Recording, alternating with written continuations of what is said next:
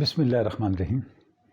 علامہ اقبال جیسی عظیم شخصیت سے جب بھی کوئی شخص ملتا تو اس کی خواہش ضرور ہوتی کہ اس ملاقات کا کوئی اثر، کوئی نشانی اس کے پاس رہ جائے۔ تو مختلف مواقع پر علامہ اقبال سے آٹوگراف لینے کا مطالبہ بھی کیا جاتا، درخواست کی جاتی ہے علامہ اقبال سے کہ وہ آٹوگراف لکھ کر دے دیں۔ تو کبھی تو علامہ اقبال نے اپنے نام کے دستخط بطور آٹوگراف دیے اور کبھی اپنے اشعار لکھ کر جو ہے وہ بطور آٹوگراف دیے۔ تو کم و بیش 3 ایسے مواقع ہیں جو میرے مطالعے میں آئے جہاں علامہ اقبال نے اپنے اشعار بطور آٹوگراف کے لکھ کے دیے۔ یہاں میں ایک موقع کا ذکر کرنا چاہوں گا۔ جب علامہ یورپ تشریف لے جا رہے تھے تو یورپ جاتے ہوئے 10 ستمبر 1931 کو علامہ اقبال بمبئی رکے اور وہاں خلافت ہاؤس میں علامہ ٹھہرے۔ اچھا، اس دوران عطیہ بیگم نے علامہ اقبال کے اعزاز میں ایک تقریب کا اہتمام کیا جس میں بمبئی کی جو بڑی شخصیات تھی ان کو مدعو کیا، اور ان شخصیات کے ساتھ علامہ کے اعزاز میں ایک بڑے پرتکلف دعوت کا اہتمام کیا گیا۔ جب دعوت اختتام پہ پہنچی تو علامہ اقبال سے شرکائے مجلس نے یہ درخواست کی کہ وہ شرکاء کے لیے کوئی پیغام بھی دیں، ان سے کوئی گفتگو بھی کریں۔ تو یہاں علامہ اقبال نے زبور اعجم کا ایک شعر پڑھا۔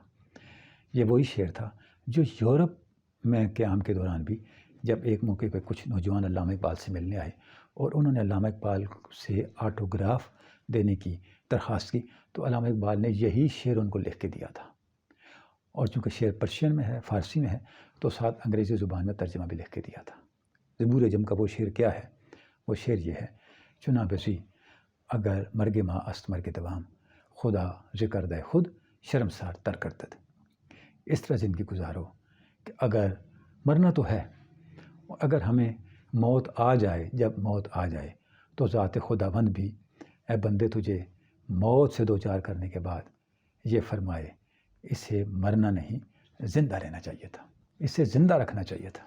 یعنی تمہاری مرگ دوام کے بجائے حیات دوام کے قائم رہنے کا اظہار خود ذات خداوند کی طرف سے ہو۔ اتنی قابل رشک اور اتنی قابل فخر زندگی گزارو، اور ساتھ اس کا انگریزی میں ترجمہ بھی لکھ کے دیا۔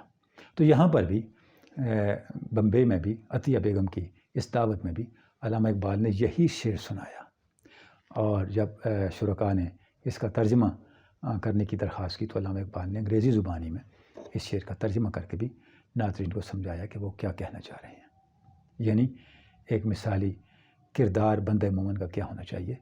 یہ شعر جو ہے یہ علامہ کی اس فکر کو، علامہ کی اس اپروچ کو اور اس بلندی خیال کو بیان کرتا ہے جس کی توقع وہ، جس کردار کی توقع وہ اس قوم کے نوجوان سے کرتے ہیں۔